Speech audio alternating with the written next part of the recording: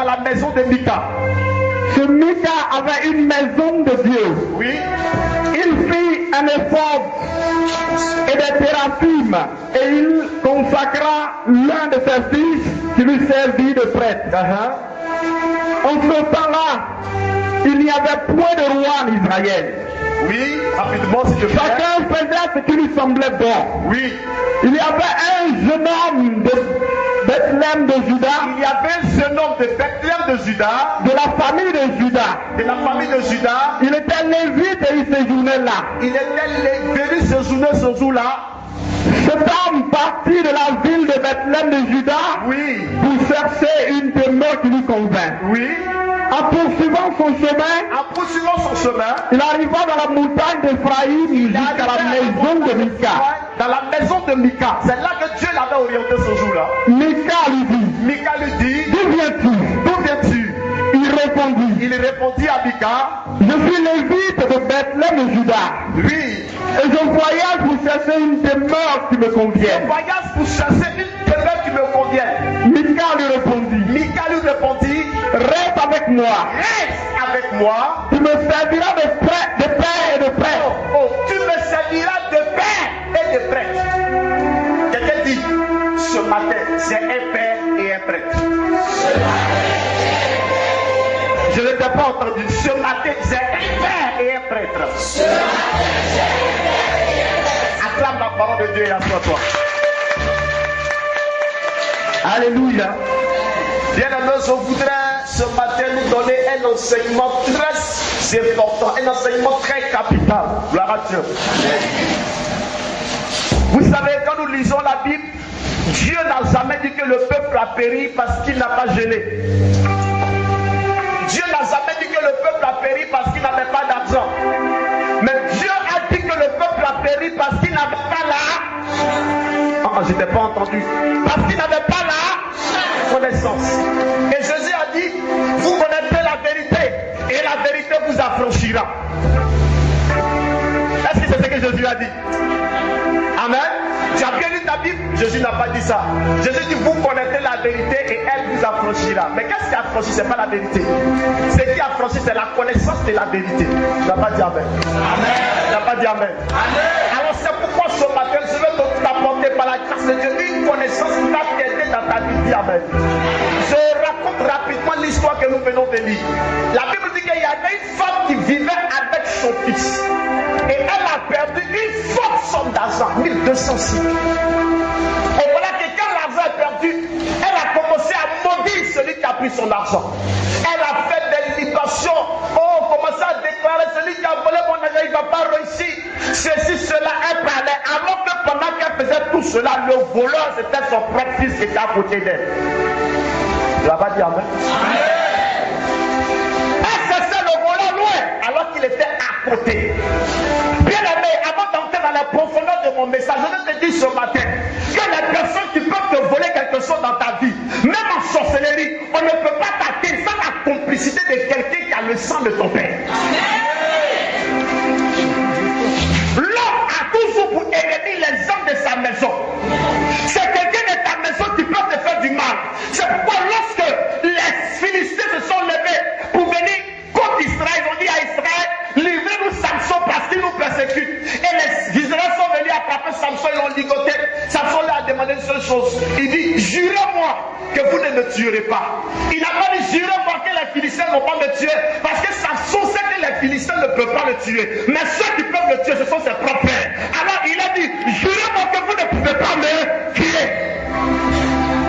Alléluia. Alléluia.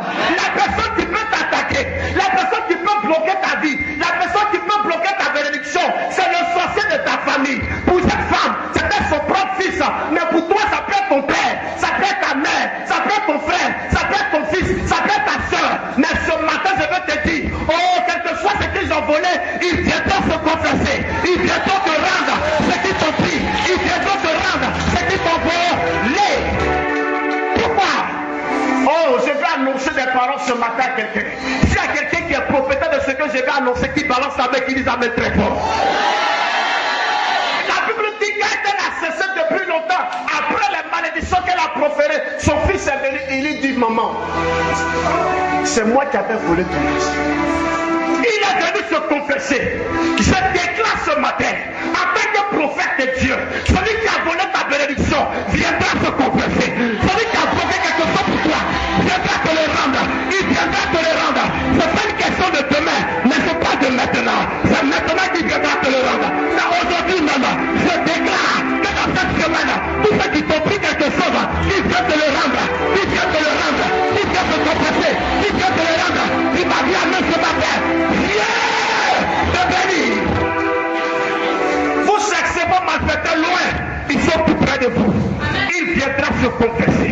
Celui qui t'a empêché de te marier depuis longtemps, il viendra se confesser. Écoute-moi très bien. Celui qui a bloqué ta prospérité, qui a bloqué ta percée depuis longtemps, il viendra te le rendre. Il viendra te le rendre. Il viendra te le rendre. Il viendra te le rendre.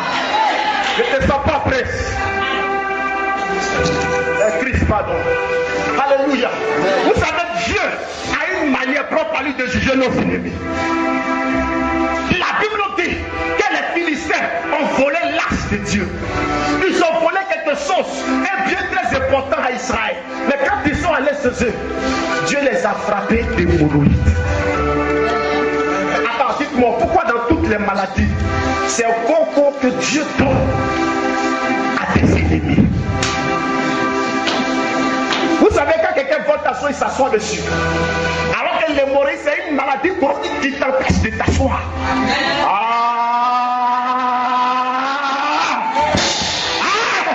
Ils sont volés, mais ils ne pourront pas s'asseoir parce que l'hémorroïde arrivera. Aïe, aïe, aïe, aïe, aïe. Enfin, l'hémorroïde ce matin, dans le cas des ennemis de ta famille, ceux qui sont assistés ta bénédiction depuis longtemps, l'hémorroïde viendra. Celui qui me dit amen, il attendra une bonne nouvelle. Celui qui me dit amen, attendra une bonne nouvelle. L'hémorroïde les frappera dans toute ta maison. Tes ennemis seront frappés d'hémorroïdes et tu ne les soigneras pas. Dis-moi, mais Dieu bénisse. On ne peut pas prendre ta chose et puis s'asseoir avec ça depuis longtemps. Dis, ils vont se lever. Ils n'auront pas la paix. Ils n'auront pas la tranquillité. Parce que l'hémorroïde, on ne peut pas s'asseoir avec.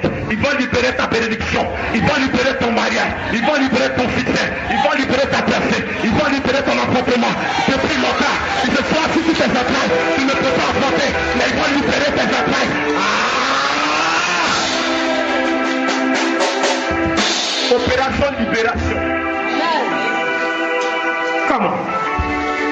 Il est venu rendre. Il dit, je ne peux pas garder. Voilà ton argent. Gloire à Dieu. J'avance. Au second niveau, la mère dit, oh, tout ce que j'ai retrouvé, c'est que j'ai perdu. Je vais consacrer ça à l'Éternel. Lève la main, dis.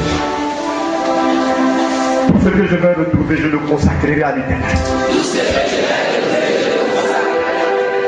Laisse la main, t'es béni au nom de Jésus. Oh, combien de fois tu as consacré quelque chose qui t'appartient à Dieu? La Bible dit que quand elle a récupéré l'argent, quand son fils il n'a même pas dépensé, l'argent est venu intact. Elle a enlevé. Elle avait perdu 1100 cycles d'argent, mais elle a enlevé 200 cycles de bénéfice pour le consacrer à Dieu. On n'a pas dit de donner tous tes biens au Seigneur, mais une partie de tes biens. Elle a dit, vous savez, cette femme-là, elle n'avait pas la notion du Dieu. Merci maman, Dieu béni. Elle n'avait pas la vraie notion de Dieu. Mais la pensée qu'elle a eue, la Bible dit qu'elle est partie faire une force, une statue. Et dans son esprit, c'était à Dieu qu'elle consacrait cela. Vous voyez nos parents d'avant, ils disent pas qu'il y a un Dieu qui existe. C'est vrai qu'ils n'avaient pas le chemin ou bien le nom de ce vrai Dieu-là. Mais dans leur idée, ils s'adressaient au vrai Dieu. Alléluia. Et c'est comme ça qu'elle allait faire. Et elle a consacré cela au Seigneur. Alléluia. Amen. Alléluia. Amen. Quand vous ne consacrez pas vos biens au Seigneur, Dieu trouvera des moyens propres à lui pour les récupérer. Tu ne m'as pas dit amen. Tu ne m'as pas dit amen. Tu ne m'as pas dit amen. Pour que vous soyez bénis, il faut que vous appreniez à consacrer ce qui est à vous à Dieu. Il faut que dans votre vie, Dieu ait sa part. Regardez, le jour que Dieu a multiplié, Jésus a multiplié les 5 pains et les 2 poissons. Il y a quelque chose qui s'est passé. Vous savez, ils sont allés à un séminaire et tout le monde apportait un repas froid. Mais comment c'est passé? Et la Bible dit qu'au moment où les gens ont fini, tout le monde avait fait. Les disciples ont dit, Seigneur, le peuple a fait, et fait un miracle, fait quelque chose, ils vont manger. Jésus leur a dit, vous-même, donnez-leur à manger. Parce qu'ils savaient que chacun avait apporté de la nourriture. Mais comment ils se sont arrangés? Et puis la nourriture est finie. C'est parce que ils ont mangé la nourriture comme ils voulaient. Mais parmi eux, dans la foule, il y avait un jeune garçon qui vivait selon la parole de Dieu qui dit, l'homme ne vivra pas seulement de pain, mais de tout ce qui sort de la bouche de Dieu. C'est pourquoi pendant que Jésus prêchait, lui ne mangeait pas. Pendant que Jésus prêchait, il était concentré. Mais au dernier moment, c'est lui qui s'est retrouvé avec les 5 pains et les 2 poissons. Et c'est lui qui a servi, c'est sa nourriture qui a servi de multiplication pour les autres. Tu n'as pas dit amen. Tu n'as pas dit amen. Tu n'as pas dit amen sur nous. Il faille que vous appreniez à honorer Dieu avec vos pieds. J'ai parlé de ça le vendredi, aujourd'hui je répète. Gloire à Dieu. Amen.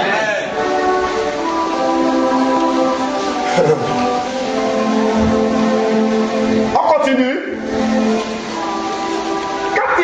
Quand elle a fini, ils ont fait la statue, elle a consacré l'argent à Dieu, le reste est devenu pour elle. Son fils lui s'est réparti. Donc qu'est-ce qu'il fait? Il s'élève, il prend son premier fils et il l'a consacré comme prêtre. Et qu'elle dit heureux. Ce matin, la première règle dont je veux te parler, je t'ai apporté 5 règles ce matin. Dis 5 règles d'or. La première règle d'or, ne vous engagez jamais dans les choses où Dieu ne vous a pas engagé. S'il y a des personnes qui prennent note, vraiment prenez note. Ce message est enregistré. Après ça, cherchez à avoir les CD avec Dieu. C'est les 5 règles d'or que je veux t'apporter ce matin. Ne vous engagez jamais dans les choses où Dieu ne vous a pas engagé. La paix de Dieu, ce n'est pas un homme qui établit un homme. Il prend son fils et il le fait prêtre. Non, c'est pas comme ça. On ne sert pas Dieu comme ça. C'est Dieu qui établit ses serviteurs. Et le serviteur établit des personnes que vous êtes avec qui il travaille. Il faut que dans la maison de Dieu, chacun apprenne à connaître sa place. Chacun connaît sa place. Quand vous ne connaissez pas votre place avec Dieu, vous risquez la mort. Il y a un homme qui s'appelait Uza. Uza est allé. Dans la réalité, là qu'il a posé n'était pas mauvais. Parce que l'as de Dieu tombait, il a voulu secourir. Mais comme il n'avait pas le droit, il n'était pas lévite, il n'avait pas le droit de toucher. Dès qu'il a touché, Dieu l'a frappé, il est mort. Le roi Osia s'est levé, il a osé lui aller offrir, aller dans le temple faire des sacrifices à Dieu. Alors qu'il n'était pas sacrificateur, il n'était pas lévite. Il a été frappé.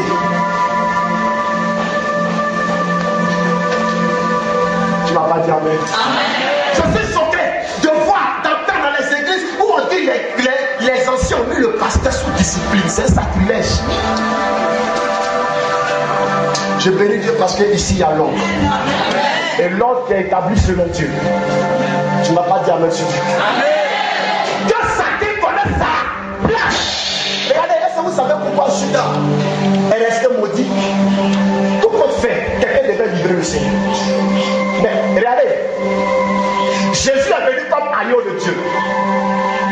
Donc en temps normal, celui qui devait livrer Jésus, puisqu'il était un sacrifice, il était destiné à sacrifier, celui qui devait le sacrifier, qui devait le livrer, ça devait être un lévite. Alors que Judas n'était pas lévite.